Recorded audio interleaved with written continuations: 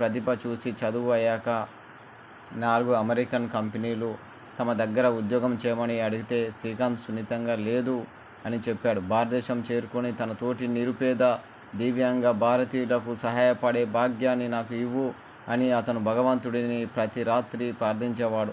ప్రార్థనలు పరమాత్మ విన్నాడు. శ్రీకాంత్ ఇండియాకు వచ్చి హైదరాబాద్ దగ్గర బోలెట్ ఇండస్ట్రీస్ స్థాపించాలని ఉందంటే రతన్ టాటా ముందుకొచ్చి ఫండ్స్ ఇచ్చారు. అది మొదలైంది. ఈరోజు అది 150 కోట్ల టర్నోవర్ కలిగిన కంపెనీ.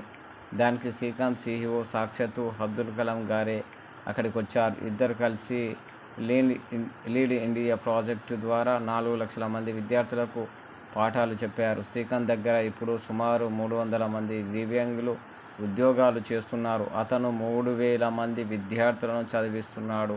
శభాష్ శ్రీకాంత్. బొల్ల శ్రీకాంత్ దాదాపు 10